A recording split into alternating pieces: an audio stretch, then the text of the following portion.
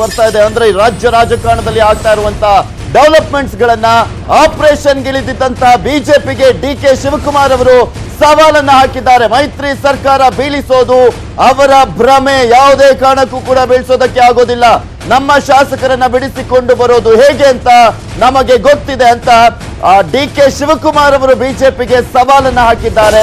Operation ಕಮಲದ ವಿಚಾರಕ್ಕೆ ಸಂಬಂಧಪಟ್ಟಂತೆ ಅವರು ಪ್ರತಿಕ್ರಿಯೆಯನ್ನ ನೀಡಿದ್ದಾರೆ. ಎಲ್ಲೇ ಬಂಧಿಸಿಟ್ರು ಕೂಡ ಕರ್ಕೊಂಡು ಬರ್ತೀವಿ, ಬಿಡಿಸಿಕೊಂಡು ಬರೋ ಶಕ್ತಿ ನಮಗೆ ಇದೆ ಅಂತ ಜಲಸಂಪನ್ಮೂಲ ಸಚಿವರಾಗಿರುವಂತ ಡಿಕೆ ಶಿವಕುಮಾರ್ ಅವರು ಹೇಳಿದ್ದಾರೆ. ಯಾವ ಶಾಸಕರು ಕೂಡ ಬಿಜೆಪಿಯ ಜೊತೆಗಿಲ್ಲ.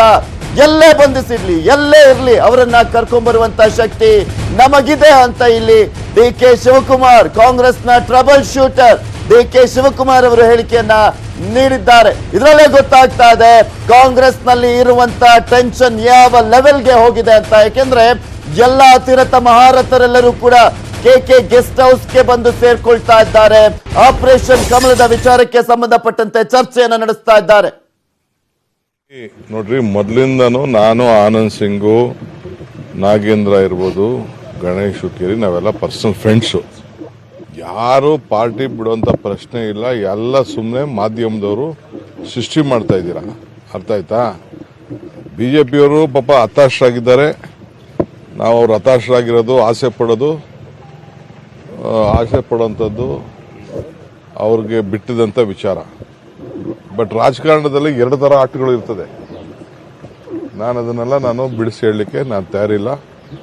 ಸಂಕ್ರಾಂತಿ ಹಬ್ಬ ಎಲ್ಲರಿಗೂ ಶುಭ ಆಗಲಿ. ಸುಮ್ಮನೆ ಮನೆ ಹಾಳು ಮಾಡೋದು, ಪಾಪ ಕ್ಷೇತ್ರದ ಜನತೆ, ಪಾಪ MLAಗಳ ಫ್ಯೂಚರು, ಅದನ್ನೆಲ್ಲ ಹಾಳು ಮಾಡೋಂಥದ್ದನ್ನ ದಯವಿಟ್ಟು ಕೆಲವರು ನಿಲ್ಲಿಸಿದ್ರೆ ಭಾಳ ಒಳ್ಳೇದು. ಏನಾರು ಮಾಡಿಸಿ ಅವ್ರ ಪಾರ್ಟಿ ಅವ್ರು ನೋಡ್ರಿ, ಅವ್ರ ಪಾರ್ಟಿ MLAಗಳನ್ನ ಅವ್ರು ಏನಾದ್ರು ಕೂಡಾಕೊಳ್ಳಿ. ನಾವು MLAಗಳನ್ನ ಕೂಡಾಕೊಳ್ಳೋಂಥ ಪ್ರಶ್ನೆ ಏನು ಉದ್ಭವಿಸೋದಿಲ್ಲ.